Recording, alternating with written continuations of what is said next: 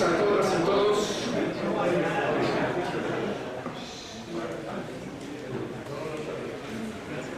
Vamos a dar inicio con el foro del día de hoy. Los estudiantes del Politécnico y la huelga de 1968. Me da mucho gusto ver muchas caras conocidas ya con el pelo cano.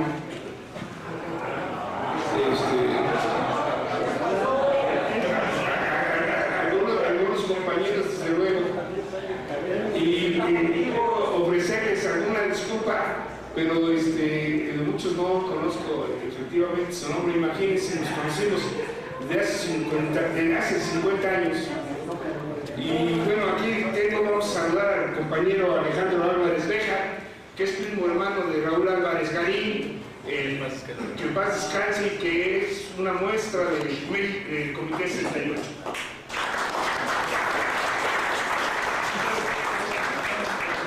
Martín del Campo, también, que está aquí, maestro, siempre ha estado participando en el 68. Carmona, que fue compañero también muchos años allá en Boca 7.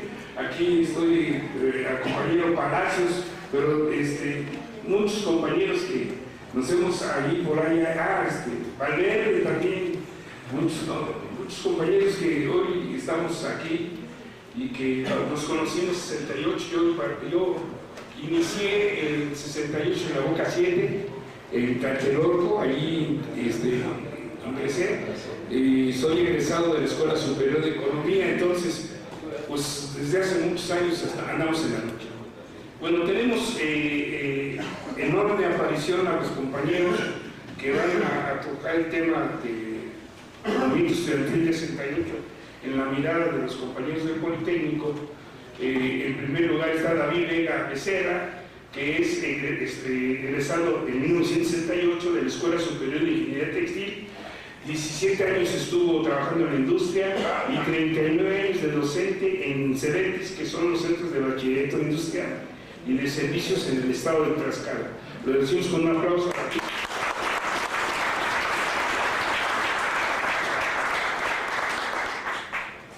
Al compañero Luis Meneses Murillo, que es estudiante de la Escuela Superior Físico-Matemáticas de 68, egresado de la Boca 7 en Cuauhtémoc, Tlatelolco, asesor en campo en la organización. El campo es de todos y en plan de Ayala siglo XXI. Fue diputado federal de la 57 legislatura, que correspondió al año 97-2000.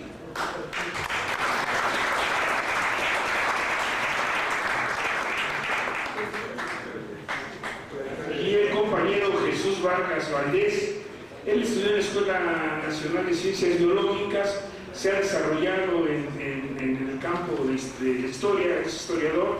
Una de sus publicaciones es la biografía de Consuelo Uranga, esposa de Valentín Campa, y una de otras de sus publicaciones es La Patria de la Juventud, los estudiantes del Politécnico en 1968. Entonces ellos nos van a dar su charla, su comentario, su mirada. Les comento que tienen hasta 20 minutos para su exposición y les pido el favor que se ciñan el tiempo. Muchas gracias y empezamos contigo, David. Muy bien, bueno, antes que todo, buenas noches a todos y todos los compañeros que están aquí presentes en este espacio tan importante para la discusión, el análisis, la reflexión de los diferentes problemas por los que atraviesa nuestra patria. El tema del día de hoy, que son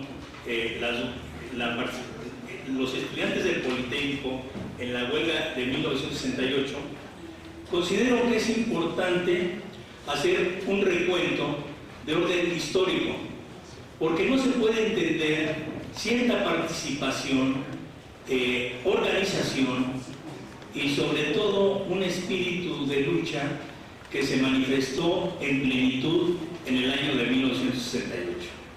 Además, un grado de organización que también tiene que ver mucho con la estructura que dio paso al Consejo Nacional de Huelga. Esta situación, en lo particular, a mí me ha llamado mucho la atención porque soy egresado del Politécnico y estudié en el Politécnico desde el año de 1959 en la prevocacional número 1, que ya desapareció producto de la huelga del 68. Estuve en la vocacional 2 de la Escuela de Físico-Matemáticas en la Ciudadela, y de alguna manera me tocó ir viendo y percibiendo y generando un concepto en el que en el Politécnico sistemáticamente se ha tratado de erradicar la memoria histórica. Porque al final de cuentas el Politécnico surge y se consolida con las luchas estudiantiles que parten desde el año de 1942. Y desde esa época han tenido, o hemos tenido, en términos de varias generaciones, que remontar políticas adversas, actitudes que han llegado a tratar de suprimir un proyecto de orden nacionalista que impulsó el general Cárdenas y que no lo logró consolidar, y que las primeras generaciones tuvieron que hacer una marcha en el año de 1942 que fue brutalmente reprimida y que generó una reacción de los estudiantes de aquel entonces de buscar espacios de tipo pacífico y cómo logran organizar una manifestación de sentados en pleno Palacio Nacional. Y ante esa situación lograron abrir espacios y, de alguna manera, respuestas por parte del gobierno en aquel entonces de Ávila Camacho, con la promesa de una ley orgánica, porque en aquel entonces el Politécnico surge a la vida pública sin una estructura jurídica debidamente conformada. Ese elemento dio lugar a siguientes manifestaciones y movilizaciones, porque el Politécnico al final de cuentas lo querían pues prácticamente desaparecer. Había una concepción realmente muy conservadora, ¿verdad? Yo diría retardataria, en el sentido que las profesiones de carácter técnico no tenían el nivel profesional, que eran solamente las carreras liberales las que tenían cierta actitud de jerarquía en el terreno educativo. Esta situación a mí en lo particular me llevó hace 30 años, y aquí lo tengo como muestra, en un libro que salió editado por Nexos y que después fue publicado por Raúl Álvarez Garín y Gilberto Guevara Niebla, en donde se inició ya en forma sistemática a tratar de explicarnos, entender los mecanismos de participación colectiva y generar sobre todo una idea más clara del proceso del 68. Hoy en día podemos decir que después de 50 años todavía está en discusión muchos aspectos relativos a las cuestiones del 68.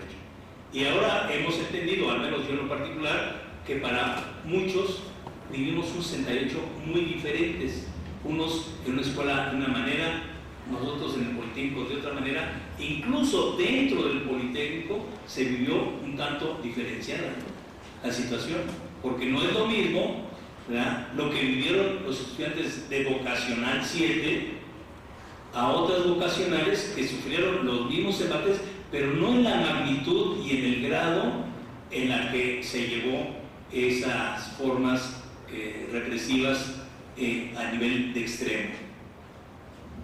Bueno, esta situación a mí en lo particular, y aquí lo tengo en una parte que es una vida del Politécnico, quiero decirles que son entrevistas que nos hicieron a un grupo de politécnicos y fue precisamente la pluma brillante de Hermann Bellinghauser, que logró extraer de un conjunto de compañeros las experiencias que estaban dormidas, las reflexiones que se habían hecho pero que no habían tomado forma.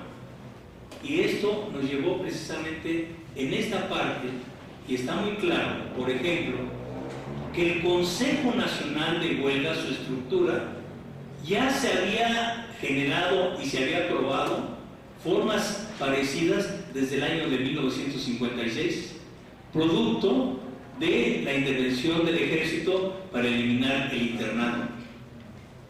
Y esto es, al final de cuentas, algo que fue madurando en forma secuencial y en forma generacional.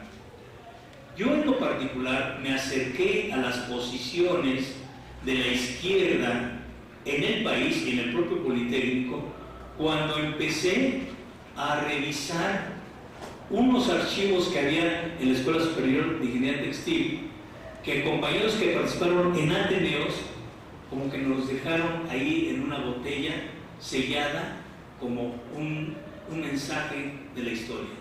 Y efectivamente ahí un conjunto de compañeros nos empezamos a percatar que muchas de las cosas que existían, se decían, se manifestaban sobre el Politécnico eran solamente aspectos del orden oficial, pero nunca se tocaban los aspectos de la resistencia de las diferentes generaciones del Politécnico.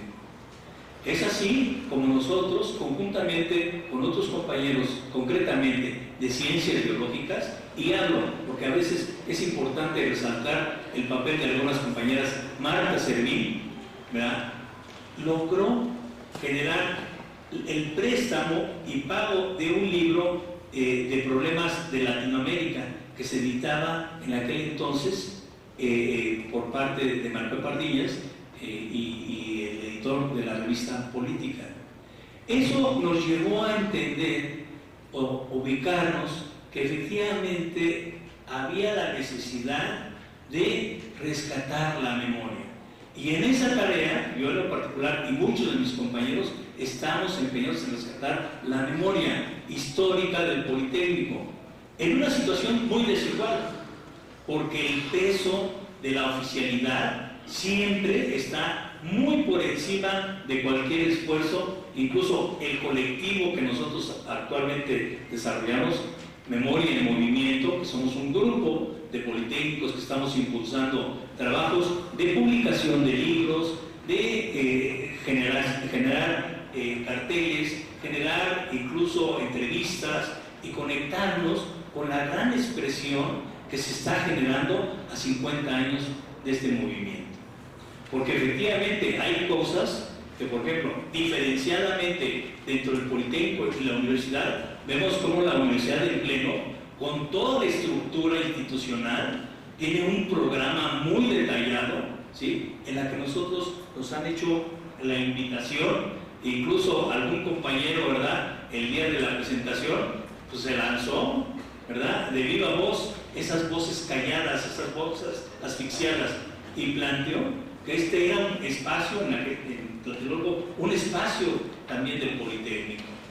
Y se exigía la devolución de la vocacional número 7. Yo le decía al compañero Rito, tú ganaste la nota. ¿Sí? No, ¿cómo? Sí, efectivamente, ganó la nota. Porque hay voces todavía del Politécnico que están, ¿verdad?, subyugadas. Y sigue habiendo. Ahora, en el Politécnico ha habido muchos movimientos, el 42, 50, 51, 56, 58, ¿sí? Ahora, en los años 50 el Politécnico fue un baluarte de la participación de los movimientos enriquistas. Y poco se ha dicho, aunque hay algunos libros que han recogido esta situación, que cuando hay una gran represión en la Alameda, los estudiantes del Politécnico vivieron esa situación, ¿sí? Bueno, que incluso en el internado del Politécnico, pasaron gentes como uno de los Ganis, ya nos podrá platicar con más detalle aquí Jesús Vargas, que ha hecho libros sobre esa temática. Y se habla, aunque no está documentado, que cuando estuvieron en el exilio, Fidel Castro y el Che Guevara llegaron a comer en las instalaciones del internado. ¿Será? No será, pero hay voces que se han ido transmitiendo en forma oral y algunas cosas nos han llegado hasta nuestros tiempos. Bueno, Ahora, también hablar de la huelga del 68 es importante rescatar la memoria del movimiento de 1967, en la que, rompiendo todas las estructuras oficiales, todo el poderío de la oficialidad, logramos los politécnicos junto con chapingueros, normalistas, normales rurales, movilizarnos 70,000 estudiantes en solidaridad con una escuela que hoy en día es una de las facultades agronómicas y forestales de la Universidad Autónoma de Chihuahua de muy alto nivel. Yo en lo particular tuve la oportunidad de estar en su 50 aniversario y la verdad, aquí decía, yo en lo particular decía, ojalá a mis compañeros politécnicos les supiéramos decir, transmitir, de que esos esfuerzos de lucha sí cristalizan en cosas positivas, ¿sí? Porque efectivamente a nosotros nos tocó, bueno, una situación de represión tremenda, terrible, y que bueno, a mí el destino, o como ustedes quieran llamarle, yo soy partícipe de la huelga del 67, soy partícipe de las luchas del 26 de julio, ¿sí? En la que con los compañeros de la FENET teníamos una adversidad pues, muy fuerte, ¿sí? Aunque ahora pues, nos vemos con respeto, porque al final de cuentas sabemos que tenemos o podemos tener diferentes puntos de vista, ¿sí? Pero que hay ciertas cuestiones esenciales. Y bueno, y además ser el último orador en Tlatelolco el día de hoy. Entonces tengo una visión y efectivamente después dirán, bueno, ¿y este qué se fue a esconder abajo de allá de la Malinche? No, yo he sido partícipe de las luchas de la izquierda, ¿sí? Participé en Punto Crítico, aquí cuando Alejandro Álvarez era nuestro coordinador de la Comisión Obrera, y hacíamos muchas cosas, y en lo particular un conjunto de politécnicos que trabajábamos en la industria, también hacíamos trabajo de reconocimiento de situaciones que prevalecían en la estructura industrial, y eso nos llevó a hacer planteamientos que estaban muy ligados, y ahora les puedo decir, a ir manifiesto un movimiento italiano, y hicimos muchas cosas en Punto Crítico, ¿verdad? Y ahí está la historia en la revista, y algunas cuestiones de la lucha de los obreros textiles que nosotros reportábamos el oscuro, ¿verdad? Porque éramos, incluso en lo particular, llegué a ser funcionario de una de las firmas más importantes del grupo pues, judío en México, los Guindy, uno de los principales, y yo fui un alto gerente ahí en las fábricas de Quimex, y fui fundador de esa empresa y desarrollé muchas actividades en el terreno de la ingeniería, ¿sí? Pero hacíamos trabajo en las noches, en las vacaciones, sábados y domingos, y salíamos a hacer ese trabajo de reconocimiento de la situación que prevalecía en el país. Porque nosotros veíamos que efectivamente, después de un gran movimiento como el del 68, pues necesariamente el relevo iba a ser el movimiento obrero. Y realmente ahí nos hemos encontrado con situaciones un tanto desiguales, ¿sí? Que no prosperaron en términos del enfoque que teníamos. Y posteriormente, en el Corre la Voz, aquí está mi buen compañero Alejandro Álvarez, que no dejará mentir que nos vimos metidos también con estas actividades. Fundador del PRD, ¿verdad? Y tengo un libro, ¿sí? En donde resalto fundamentalmente mi experiencia, mi situación, mi vivencia el día 2 de octubre. Y esto nos ha permitido de alguna manera tener una consistencia, si ustedes gustan, desde el punto de vista político, y que además de eso, como yo huí del Distrito Federal y me fui a Tlaxcala, que es donde están parte de mis raíces familiares, y me he dedicado a toda clase de actividades agropecuarias, siembra de árboles y a la práctica de la charrería, van a decir, este pequeño burgués, ¿verdad?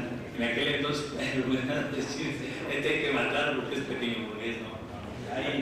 O sea, yo estoy muy arraigado y he descubierto que también nosotros en el país tenemos raíces de orden nacional muy interesantes, muy importantes. Y en este trabajo de rescate de la memoria, que es una de las cuestiones centrales de mi preocupación, estamos trabajando y empezamos a trabajar en silencio, ¿sí? No lo hemos hecho público, abiertamente, el trabajo del colectivo, ¿verdad? Memoria en Movimiento. Pero ya empezamos a trabajar y claro, aquí, además, estamos buscando confluir con todas las expresiones que tienen que ver con el movimiento del 68. Porque no solamente fueron algunos líderes muy brillantes e importantes, no solamente fue una escuela o una institución, es una generación, somos una generación, ¿sí? Con diferentes enfoques, con diferentes personalidades, a veces en choque, ¿verdad? Que a veces raya en situaciones que parece que bueno, yo lo que digo, ¿cómo no hemos podido superar algunos aspectos de tolerancia y de acompañamiento entre compañeros de una generación que ya somos pocos, cada día somos menos, ¿verdad?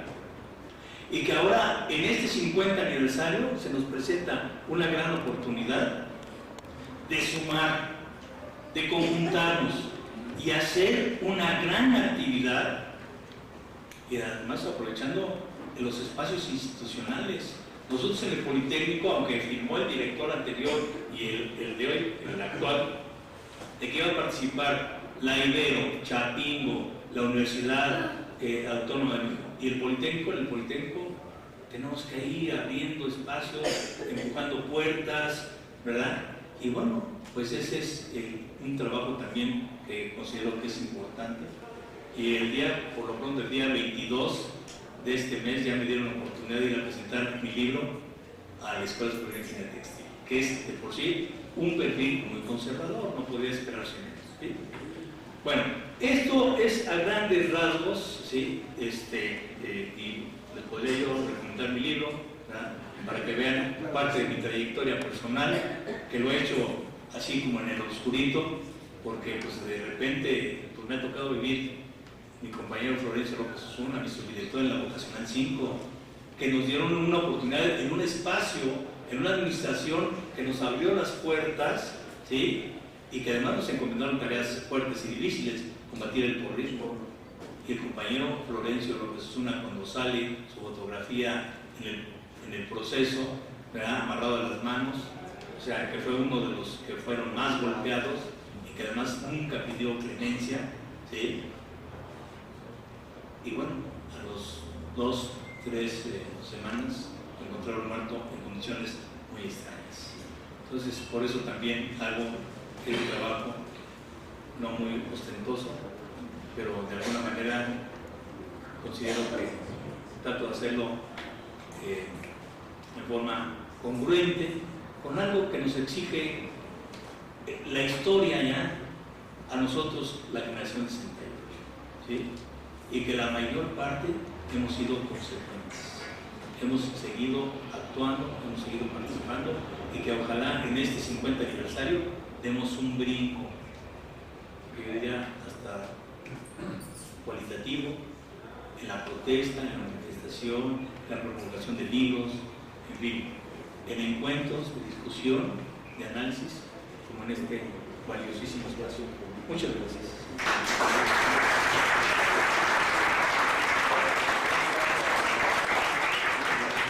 Le damos las gracias a David y desde luego todos los luchadores sociales y estudiantes del 68 han mostrado consistencia, congruencia, compromiso, consecuencia, la mayoría desde luego, y eso es lo valioso de esta generación del 68. El 68 es una herida abierta, obviamente, no ha cerrado, y en tanto no haya justicia y cierre o se cierre la página, seguirá abierta. Ya comentó el compañero David, hubo instalaciones que nunca nos las regresaron, no las quitaron, Boca 7, Prego 1, Prego 4, andábamos a salto de mata. Yo estoy en Boca 7 y, bueno, y nos mandaron primero a la Escuela Superior de Ingeniería Textil, que tenía un edificio 8 hasta Zacatenco, iniciaron un nuevo edificio, ECIME, y luego nos mandaron a Río San Joaquín, y por fin hicieron la vocacional 7 en Santa María hasta Oaxaca, pero nunca regresaron a Boca 7. Bueno, le damos la palabra a Luis Meneses Murillo para que en el mismo orden que estamos anunciando tome la palabra. Adelante. Muchas gracias. Y el actual presidente de la República deshizo el edificio de Boca 7, o sea, lo tiró, era demasiado pesado para él. En el primer año de su gobierno mandó tirar las instalaciones que quedaban, aquellas instalaciones de cruces de la estructura que no quitaron nunca, aun cuando pasó a ser el IMSS, y luego no sé qué hicieron. El Teatro Isabela Corona era el auditorio de la Boca 7, había una pista deportiva, había talleres, había clases de historia, había clases de historia general, había clases de historia natural, había clases de economía, de contabilidad, de física, de química inorgánica y de química orgánica. Era una escuela piloto que servía para tener una visión general, y eso repercutió en la actitud de los estudiantes en el 68. A mí me tocó estudiar en Boca 7 en 1965 y 1966, todavía se estudiaba en 2 años. La memoria es terca, y por eso los estudiantes del Politécnico nos estamos reuniendo y nos hemos autodenominado Memoria en Movimiento, brigadistas del Politécnico 1967-1971. Agradecemos aquí a la Casa LAM que nos den esta oportunidad de dirigirnos a ustedes y dirigirnos en general al público, a Luis Hernández de la Jornada, que nos facilitó esta llegada, y a Ángel Guerra, también de la Jornada y también de Casa LAM, pero son quienes nos ayudaron a participar aquí. Un saludo aquí a mi amigo camarada Jesús Martín del Campo, mi maestro, el camarada Paco, en aquellos tiempos, era el seudónimo de él, como había muchos otros. Voy a leer un texto más largo, pero lo acorté para estar en el tiempo de los 10-15 minutos. Los otros 68, me quiero referir a otras cosas, no son los que pasaron en el mundo, son lo que yo grabo de que quizás son consecuencias del 68, y los historiadores lo dirán más adelante. Hay influencia del movimiento estudiantil del 68 en posteriores movimientos populares. Este escrito lo hice en memoria de José de Jesús Corral García, estudiante de la Escuela Superior de Física y Matemáticas del IPN y profesor de la Escuela Preparatoria Unidad Regional Sur de la Universidad de Sonora, desaparecido político en la Guerra Sucia. Además, pues todavía nos siguen haciendo falta 43. El movimiento estudiantil de 1968 no es solo el 2 de octubre y la masacre que el gobierno mexicano, gobiernos del PRI, realizó en contra de los estudiantes.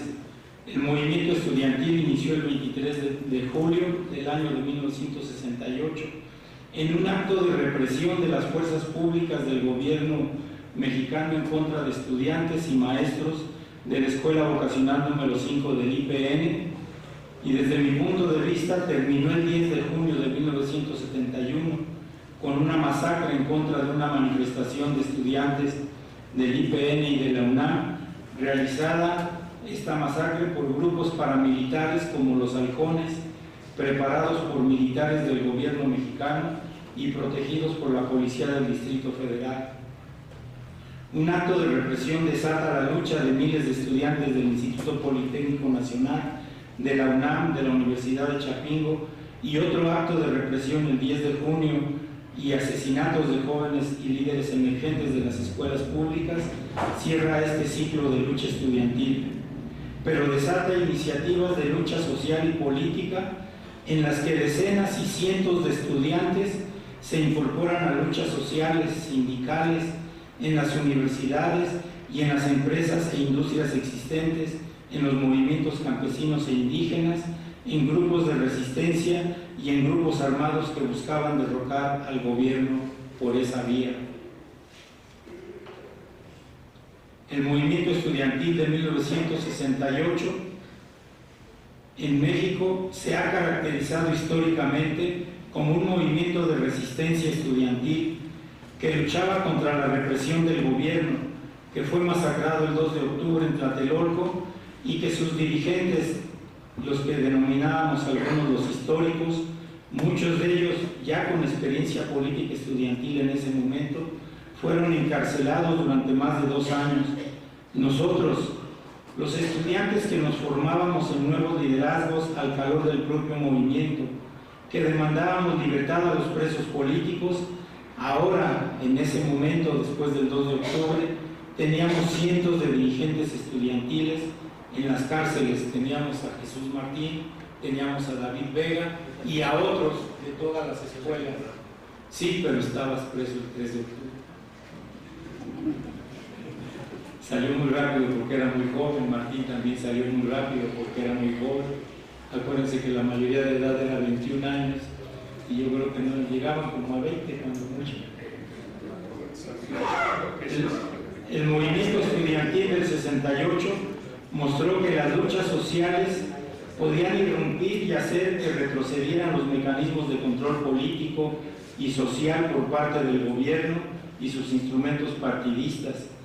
En los hechos, mostramos que la vida democrática del país podía ser de otra forma, con mayor participación social, con nuevos liderazgos, que no estuvieran bajo el control del gobierno y que nos propusiéramos cambiar el país a favor de la mayoría, a favor del pueblo, a favor del desarrollo compartido, por acabar con las desigualdades, por la justicia, la democracia, la libertad y la dignidad, por salir de la pobreza y por una vida digna. Todo esto expresaba nuestro pliego petitorio que hicieron los dirigentes y que discutieron en el CNH. Eran las libertades democráticas. Recuerden aquel círculo con una L y una D figurada, que era uno de los símbolos del propio movimiento, aparte de la paloma de la paz. Eran las libertades democráticas lo que demandaba el movimiento, un movimiento más allá de lo estudiantil.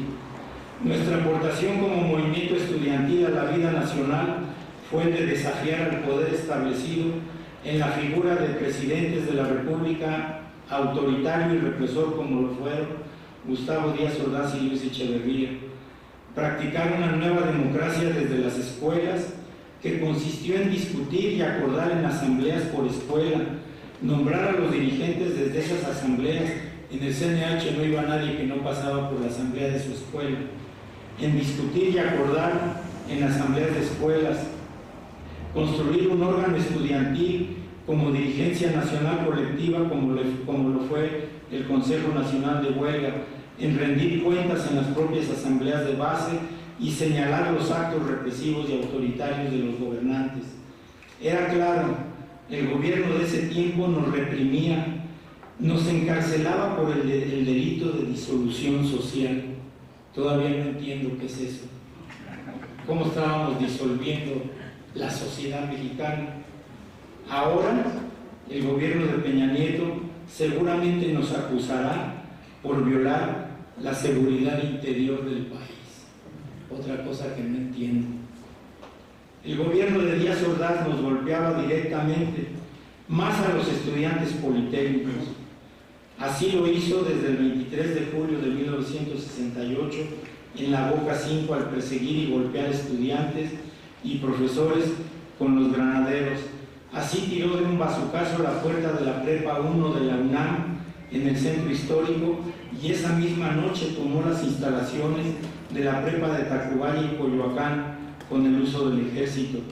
Así tomó el Zócalo con su ejército la madrugada del 28 de agosto para desarticular nuestro plantón estudiantil, que había decidido esperar ahí la respuesta de Díaz Ordaz ante nuestra demanda de diálogo público. Así invadió la UNAM con el ejército el 18 de septiembre, con el fin de apresar a los integrantes del Consejo Nacional de Huelga, lo que no logró.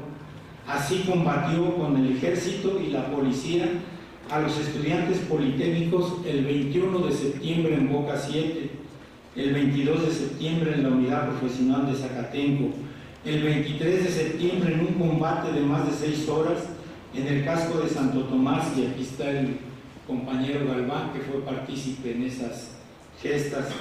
Así masacró a los estudiantes y al pueblo de la Ciudad de México el 2 de octubre de 1968 y el 10 de junio del 71 en las inmediaciones de la Normal Superior. Ese era el carácter de los gobiernos de Díaz Ordaz y Echeverría: represores, intolerantes, autoritarios, controladores, antidemocráticos. Ahora el gobierno de Peña Nieto desaparece a 43 estudiantes normalistas de Ayotzinapa, Guerrero, permite que se cometan 7 asesinatos de mujeres diariamente, entrega el país a empresas transnacionales, compra elecciones como en el Estado de México, y a los próximos presos políticos los van a acusar de violar la seguridad interior. Mientras el gobierno nos reprimía, los estudiantes nos concientizábamos, nos movilizábamos, nos democratizábamos, defendíamos la libertad ejerciéndola. Eso eran las marchas, eso era el ir con el pueblo, eso era repartir volantes. Toda esta situación nos hizo tomar la decisión a cientos de estudiantes de incorporarnos al pueblo, de ligarnos a las luchas populares del país, en las luchas sindicales, populares, campesinas e indígenas. Algunos, como José de Jesús Corral García, decidieron impulsar grupos armados para derrocar al gobierno con una idea de revolución socialista, con la imagen del movimiento revolucionario de Cuba en 1959. Además, en el 67 habían asesinado al Che Guevara. Si bien la mayoría de los integrantes de grupos armados, como los Lacandón de las Fuerzas de Liberación Nacional y la Liga Comunista 23 de septiembre, se habían integrado con estudiantes de varias universidades estatales, todos entendían el carácter represor y autoritario del gobierno mexicano por las luchas del movimiento estudiantil de la Ciudad de México de 1967 a 71. La verdadera respuesta del gobierno de Echeverría no fue la búsqueda de la paz. Ellos, el gobierno, tenían la fuerza para hacer esto. Fue más la represión, el asesinato y la desaparición. En un momento, quizás hacia 1973-74, el gobierno de Echeverría decidió que ya no quería tener presos políticos, y así surgieron los desaparecidos políticos. El Comité Eureka contabilizaba más de 500 desaparecidos en ese periodo conocido de nuestro país como el de la Guerra Sucia. Ahí uno de los desaparecidos fue José de Jesús Corral García, de Chihuahua, y egresado, como dije hace rato, de la Escuela Superior de Física y Matemáticas del Poli, o del joven Jesús Piedra, hijo de nuestra emblemática Rosario Ibarra de Piedra.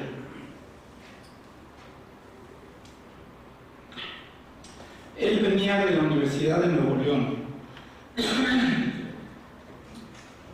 La Dirección Federal de Seguridad y de la Secretaría de la Dirección Federal de Seguridad de la Secretaría de Gobernación se convirtió en el prototipo de la represión del Estado, de la desaparición de luchadores sociales.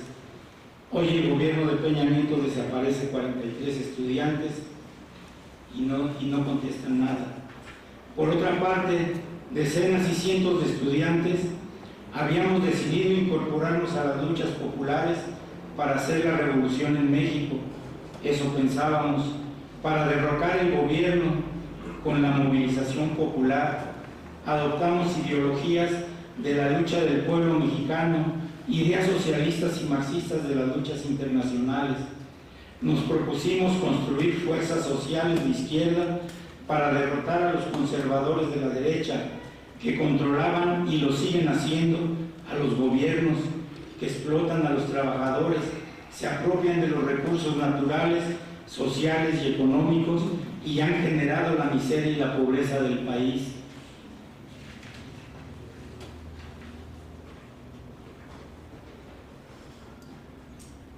Al salir de la escuela en el 71, en lo personal, disculpen por hablar en primera persona, me incorporé a los movimientos campesinos del norte del país. Era yo un profesor en el estado de Sonora, ya dando clase allá, y de manera permanente de 1977 hasta la fecha. Participé en la formación de nuevas organizaciones regionales, como los fondos de autoaseguro, las asociaciones rurales. Fui parte de la fundación de la UNORCA, una organización nacional. En el 82 caímos presos por demandar una cita con funcionarios de la Secretaría de Recursos Hidráulicos. Ese era el carácter del gobierno. Ahí tuve grandes maestros como el propio Jesús Vargas, en esos casos también como el camarada Jesús Cimental de la Escuela de Física, y de Álvaro Ríos, un luchador eterno del movimiento campesino. En los años 70 y 80 del siglo pasado surgieron varias corrientes sociales estudiantiles que impulsaban una vida más democrática con trabajo de base popular, reivindicando demandas inmediatas de la población, combinando estas demandas con demandas estratégicas por cambiar el gobierno y crear una nueva gobernanza. En el movimiento sindical estallan decenas de huelgas en los 70, huelgas de empresa, quizás como la de Spicer, y se impulsan luchas en algunas industrias como los telefonistas y la minería. Aquí Severiano Sánchez es un compañero que trabajó en el sindicato minero durante varios años y llegó a discutir con las altas autoridades los asuntos de los mineros. Él también de la Escuela de Física. La mayoría de ellas en el Valle de México. A mediados de los años 70 se construye la tendencia democrática sobre la base de trabajadores electricistas y la participación de estudiantes universitarios y ya en ese tiempo de maestros universitarios que habían participado en el 68 en la UNAM. Surge con fuerza y se consolidan sindicatos universitarios. Veíamos a varias gentes salidos de la universidad que andaban por los estados organizando estos sindicatos universitarios. En el campo, en los años 70, surge la CENPA, la Coordinadora Nacional Plan de Ayala, como una convergencia de organizaciones campesinas e indígenas, locales y regionales, donde los liderazgos regionales formaron una dirigencia colectiva a nivel nacional en aquellos años. Se trataba de una coordinación de acciones y se plantearon reivindicar a Emiliano Zapata y afirmaban que luchaban por la tierra y por el poder. Ahí hubo estudiantes del 68, me pregunto, no lo sé, pero el modelo de organización era semejante al que habíamos fundado en el movimiento estudiantil del 68. Sus dirigentes decían en la CENPA que no querían más autoritarismo en el movimiento campesino y mucho menos parecer una organización oficial como la CNC. De la misma forma, se integró la Coordinadora Nacional de Trabajadores de la Educación en el 79, al interior del movimiento magisterial, en contra de la dirigencia nacional del magisterio, controlada por el PRI, por el gobierno. Pero la CENTE, donde estuvo Jesús Martín del Campo, es de lucha en defensa de los intereses de los maestros y de la educación básica hasta la fecha. Otras experiencias de organizaciones campesinas, como la UNTA, donde la dirige un egresado de las escuelas normales y la CODU, la UNORCA, donde participamos varios de los egresados del POLI, la CCC, el Frente Popular Francisco Villa, México, siglo XXI. En los años 90 surgen otras organizaciones como la NET, que está al frente Víctor Suárez, que era estudiante en el 68 de Chapingo, la Red MOCAF, que deriva de dirigentes estudiantiles de la época de los 80s y 90s, la MUX y la CENOC, cada una impulsada y dirigida por ex estudiantes de las mismas 3 décadas de los 70s, 80s y 60s. También surgieron decenas de luchas populares por conseguir un espacio donde vivir en las ciudades. Los movimientos más conocidos fueron las luchas de Monterrey, de la Ciudad de México, Durango y Chihuahua. Esto generó verdaderos conglomerados de lucha urbano popular que en la gran mayoría de los casos lograron territorio para la población. Un caso paradigmático era la CIOAG, dirigida por dirigentes comunistas como Ramón Danzós, Lolo López y Rafael Jacobo, que siempre fueron aliados del movimiento estudiantil. ¿Cuántos universitarios ligados al pueblo hubo o hay en estas luchas? ¿Cuántas historias de vida ligadas a las luchas del pueblo y a desafiar el autoritarismo del Estado mexicano, como la vida de David Vega, la vida de Jesús Vargas? La corriente de la ideología de la liberación de la Iglesia Católica impulsó y organizó movimientos indígenas, y así en el año 74 se constituye la Unión de Uniones de San Cristóbal, Chiapas, por la influencia del obispo Samuel Ruiz, con una dirigencia colectiva e intercultural, dominando un territorio de la selva chiapaneca, con formas de organización comunal, con asambleas de base y por la solución de sus problemas por los propios indígenas. Esta ha sido una lucha indígena con la que hemos coincidido quienes habíamos pasado por las luchas estudiantiles de los años 60 y 70. ¿Por qué todo este resumen y qué tiene que ver el movimiento estudiantil de 1968 en ellos?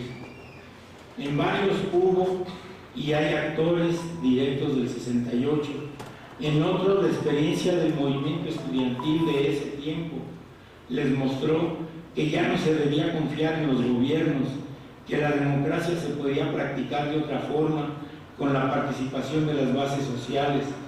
Nos ha mostrado que los partidos políticos solo se han confabulado para gobernar, pero marginan a la sociedad y a sus movimientos sociales. Este movimiento estudiantil del 68 nos ha enseñado a desafiar el poder establecido, nos ha enseñado a confiar más en la población, a respetar las decisiones de ellos, del pueblo, a luchar por sus demandas inmediatas y estratégicas. Nos demandan transformar la vida política y social del país y nos impulsan a cambiar el actual modelo de desarrollo por otro que sea más justo, democrático, libre y popular. Muchas gracias.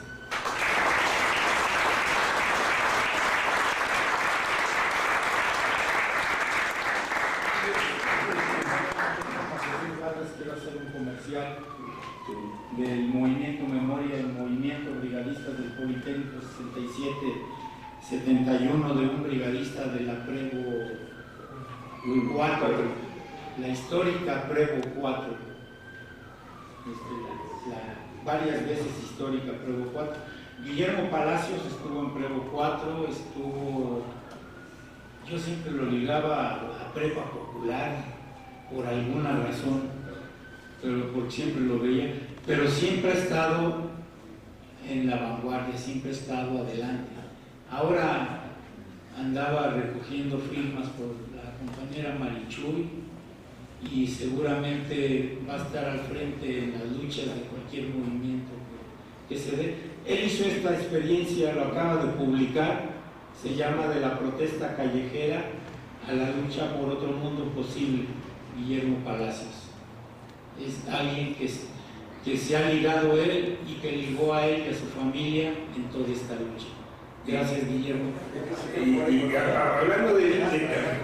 hablando del libro de Guillermo, y ahorita continuamos con nuestro último ponente, ahí trae algunos números para los que gusten, a 200 pesos, y también Jesús Vargas Valdés, el libro que les mostré también lo trae para quien quiera tenerlo. Bueno, en este recuento histórico de Luis Meneses, obviamente se me viene a la mente la cuestión materialista dialéctica o de Galileo Galileo, y sin embargo se mueve. La historia no se detiene, sigue y continúa por fortuna. Y en este sentido, el movimiento del 68, que mucho remarcó que son por libertades o demandas de libertades democráticas, se centraba, por ejemplo, en un punto era la libertad de presos políticos, pero fundamentalmente Valentín Campa y Demetrio Gallego, de líderes de ferrocarrileros. Derogación del artículo 145 y 145 bis, que habla sobre la disolución social, pero era la disolución social, o este artículo 145, era un bebé en relación a la ley de seguridad interior. Fíjense qué gravedad. Nosotros demandamos en 68 la derogación del artículo 145 y 145 bis por la disolución social, y hoy tenemos ya aprobada la ley de seguridad interior, que es altamente represora, autoritaria y anticonstitucional. El otro punto era la desaparición del cuerpo de granaderos. ¿Por qué? Porque este cuerpo de granaderos en la Boca 5 no únicamente golpeó a estudiantes afuera, sino los estudiantes se fueron a cobijar en su escuela. Allí entraron los granaderos.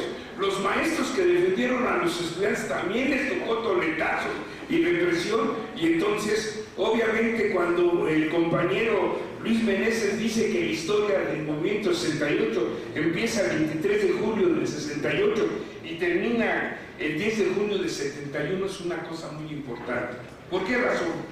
Porque después del 2 de octubre del 68, el movimiento estudiantil vuelve a salir por primera ocasión después del 2 de octubre, el 10 de junio del 71.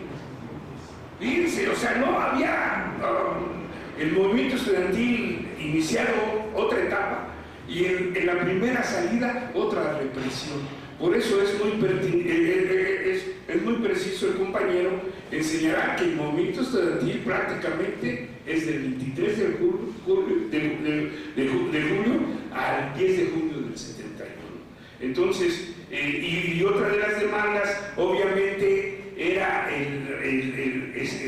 la renuncia del jefe de la policía y obviamente el diálogo público. Entonces, todo este recuento es, afortunadamente, todas estas luchas siguen y vamos a triunfar en el sentido de la reivindicación de las luchas sociales y de erradicar la explotación del hombre por el hombre. Es una lucha histórica, es una lucha de generaciones. Nuestra lucha es de muy largo plazo, no es una lucha sexenal, pero es de muy largo plazo. Le damos la palabra a Jesús Vargas Valdés. Adelante, maestro. Bueno.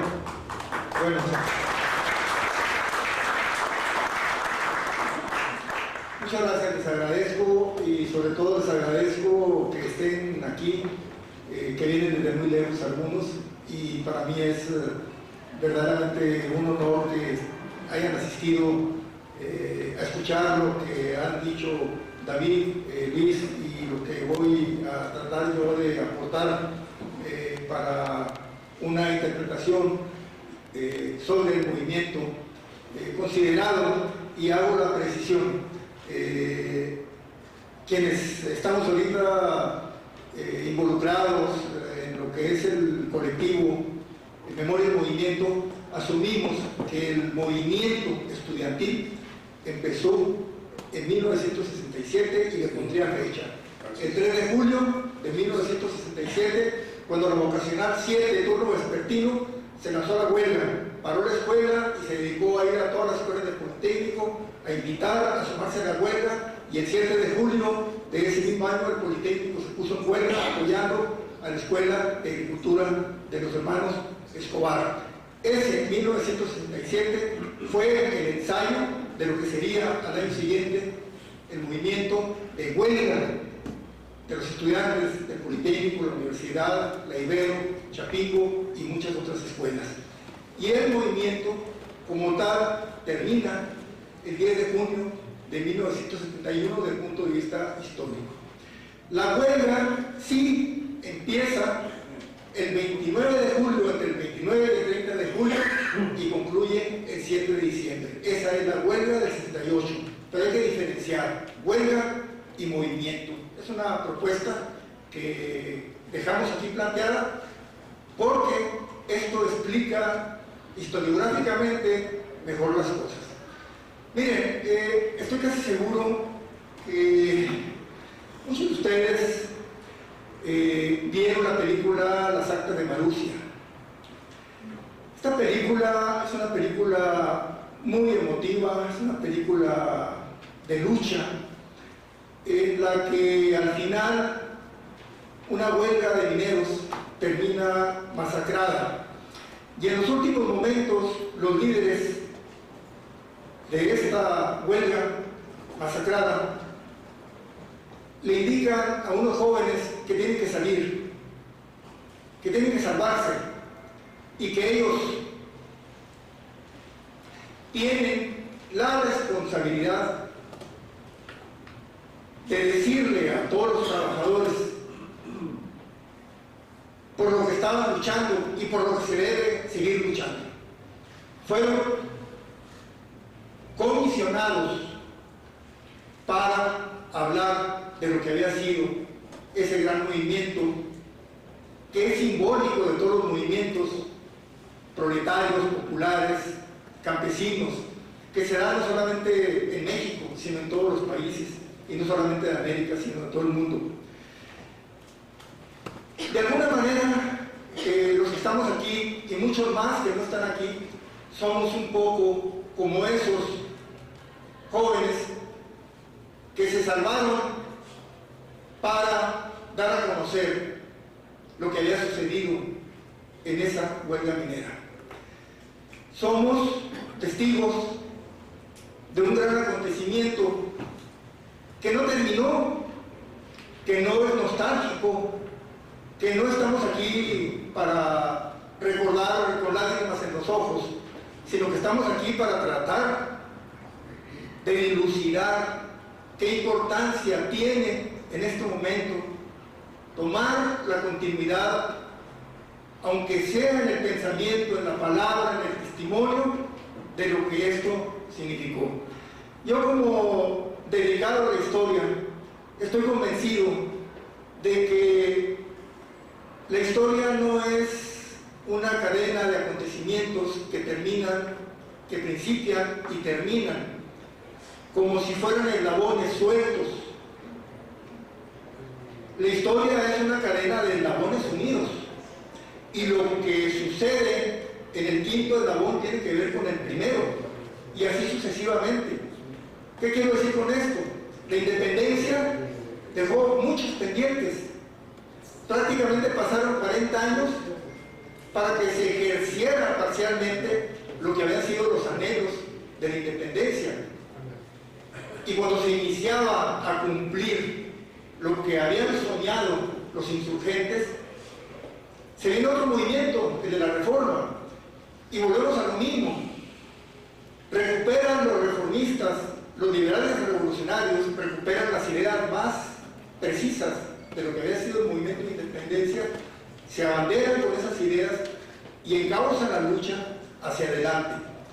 Juárez es el más visible, pero sabemos perfectamente que son cientos de liberales revolucionarios los que encabezan este movimiento, hasta que logran en 1868, recuperar el control de la República, y tan solo 10 años después viene la dictadura, se impone por más de 30 años, viene la revolución, y en la revolución se vienen acumulando demandas no satisfechas, anhelos no cumplidos, que vienen desde 1810 y 1821. Bueno, después de 1910 hay muchos movimientos de huelgas de campesinos, pero el movimiento que representa la continuidad de conciencia, de objetivos en todo el país, es el movimiento del 68. El movimiento del 68 recupera en muchos sentidos todo lo que viene de la historia de este país desde tiempos del siglo XIX. Olvídense del pliego petitorio. No podemos explicar el movimiento estudiantil a través de 6 puntos. Eso fue para empezar. Cuando nosotros reclamamos que habían sido reprimidos los estudiantes de la vocacional 5, y los estudiantes de la vocacional 2, y los estudiantes de la preparatoria de San Ildefonso. Esa fue la llave para iniciar la huelga. Pero en ese momento nosotros no pensábamos el carácter que iba a tomar el movimiento. El movimiento se convierte en un movimiento popular, de carácter nacional. Y entonces las demandas de los 6 puntos del pliego petitorio quedan para la historia, quedan como un emblema de lo que había sido el movimiento en su principio, pero el movimiento se convierte en un movimiento libertario de este país. Y lo que se exigía en la manifestación del 27 de agosto y lo que se exigía en la manifestación del 13 de septiembre, acompañados los estudiantes por los trabajadores y los campesinos, era un cambio de este país, recuperar la democracia como aspecto fundamental y entendiendo cómo la democracia es cuando el pueblo decide, y no en una votación, cuando el pueblo decide en toda su vida política, en sus sindicatos, en sus escuelas, en la familia. Y esa democracia se la robaron los movimientos posteriores a Carranza, Obregón, Calles, etcétera, etcétera. ¿Y en dónde estamos en este momento? Estamos conectados con lo mismo, compañeros. El movimiento 68 está aquí. Estamos en eso todavía. Ahora bien, ¿qué nos pasa cuando partimos de que la historia somos nosotros? Que muchas veces caemos en la desesperanza porque quisiéramos ver que todos los cambios se realicen en nuestro breve instante que pasamos por la vida.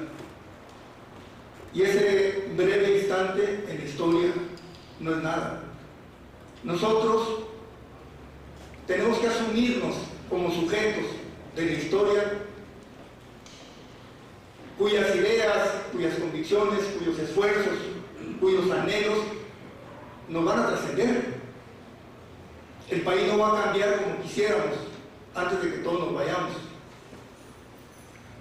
El país y los demás países seguirán luchando y seguirán recuperando las ideas y seguirán recuperando los objetivos. Esta convicción es muy importante porque de otra manera es muy fácil caer en el pesimismo de que si analizamos lo que pasaba en 1960, en 1965, en 1978, comparado con lo que pasa ahora, estamos peor.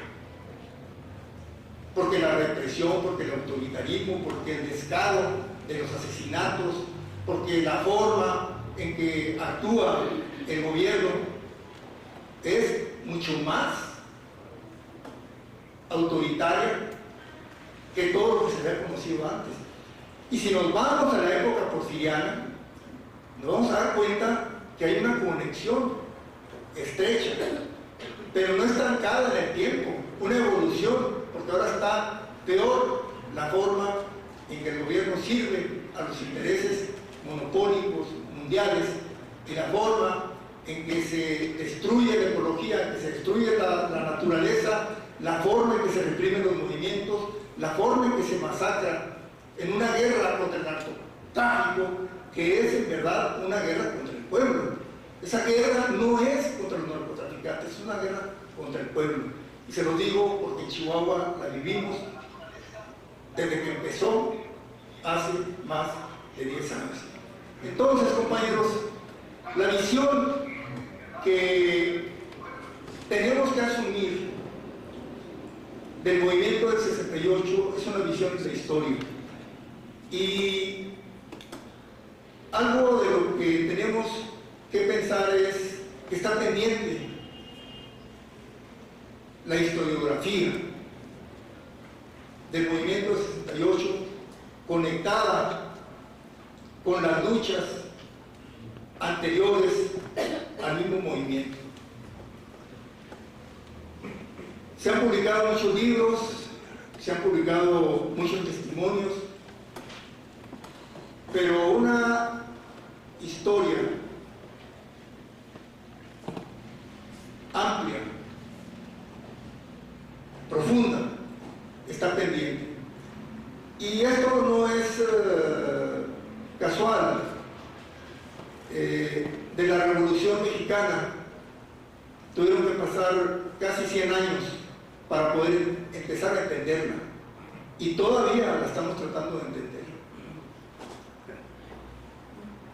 Desde sus elementos políticos, desde sus elementos armados, militares, y lo mismo va a pasar con el movimiento 68.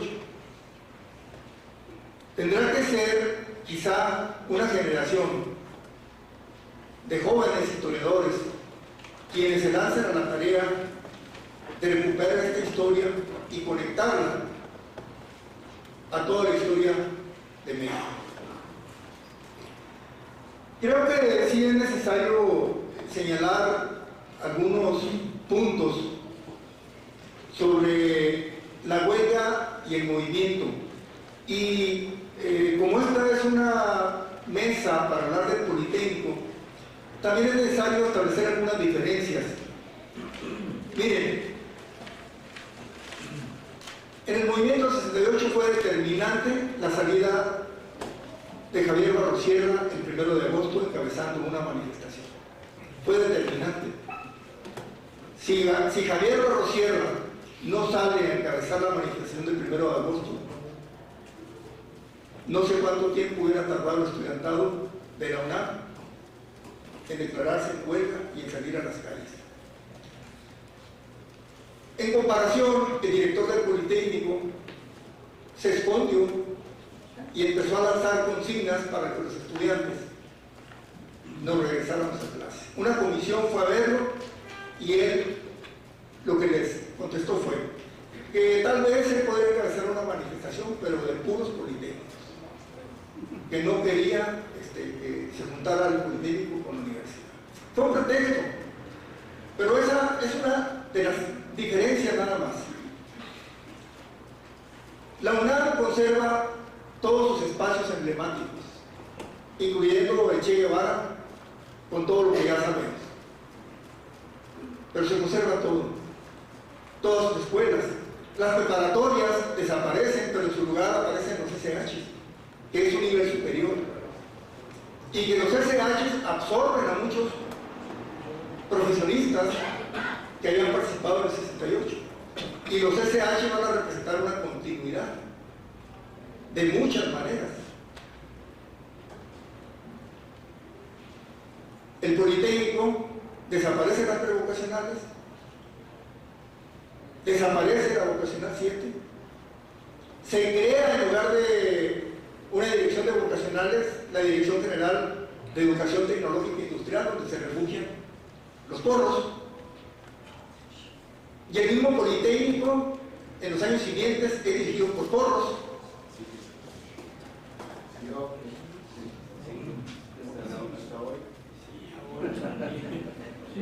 Entonces, compañeros, sí lo tenemos que decir. Estamos en condiciones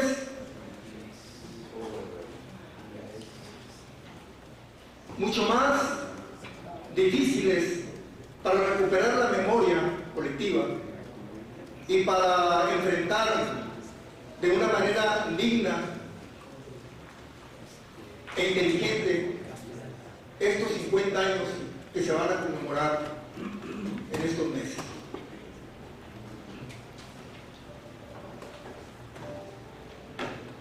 Y nada más como anécdota quiero decirles que es tan rabiosa la forma en que se comportaron las autoridades del Politécnico que la Escuela de Ciencias Biológicas tenía un auditorio atrás del mural de Siqueiros y un día lo destruyeron.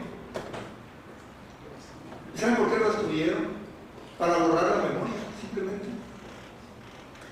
Y nadie reclamó y nadie dijo nada. Así estamos. Entonces, nuestra tarea como Politécnico enfrenta mucho más dificultades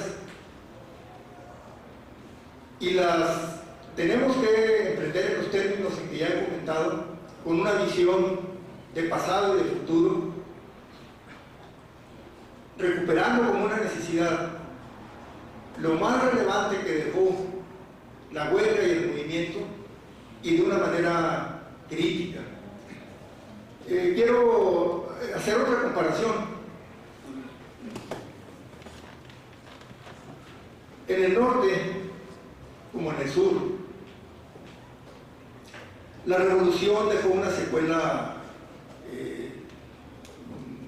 muy dura, muy de desastre, desastrosa, vamos a decirlo. Y sobre todo en Chihuahua, porque el movimiento en el que participan los chihuahuenses, al lado de Francisco Villa, es un movimiento derrotado. Es un movimiento que después de 1916 hasta 1920 se agarra de lo que queda para enfrentar a un régimen que no representaba los anhelos por los que había iniciado la Revolución Francisco y Madero, mucho menos los anhelos de Emiliano Zapata y mucho menos los de Francisco Villa. Entonces, quiero decirles lo siguiente: mi abuelo fue villista, él participó bajo las órdenes de Manuel Chao, y él muere en 1956. Habían pasado 43 años de que él se lanzó a la revolución. Y cuando él muere, él había olvidado en su vida, o no había olvidado, había quedado fuera de su vida lo que había sido la revolución. Para él la revolución había quedado perdida en la lejanía. Pero así pasó con todos ellos. Los revolucionarios del norte, y particularmente de Chihuahua, o murieron en la plena guerra, o murieron totalmente olvidados, arrinconados, sin tener nada que decir porque nadie los quería escuchar. ¿A dónde voy con todo esto? Bueno, a lo que voy es que nosotros aquí estamos, hablando de nuestra experiencia, hablando del movimiento, hablando de lo importante que es. Tenemos la voz, tenemos la palabra y tenemos las posibilidades de razonar sobre lo que fue nuestra participación. Los revolucionarios de 1910, que eran campesinos, que eran peones, que eran mineros, que eran trabajadores de 1000 actividades, no tenían ni siquiera la posibilidad de escribir. Los testimonios revolucionarios son contados. Toda la historia de la revolución durante los primeros 60 años, de 1920 a 1980, le escribieron personajes que no habían estado en la revolución, y la escribieron a conveniencia del gobierno, del Partido Revolucionario Institucional. Bueno, no sé si sirva de algo esto, pero hay una gran diferencia, compañeros. Nosotros estamos aquí y somos como esos jóvenes de la película que les mencioné al principio, que nos corresponde hablar de lo que fue esta experiencia, la importancia que tiene, no solamente en el pasado, sino en el presente y en el futuro. Y conste que no he mencionado para nada el 2 de octubre, no porque no importe, sino porque no nos podemos quedar en ese momento. Si queremos recordar a nuestros compañeros que cayeron el 2 de octubre, el 10 de junio, si los queremos recordar de una manera consecuente, nos corresponde activar, participar en todo lo posible para que la memoria permanezca en movimiento y que aprovechemos estos meses, no para ponernos nostálgicos y platicar de la gloria que fue la huelga, no, sino para actuar políticamente y ubicarnos en lo que este movimiento significa para nuestro país. Muchas gracias.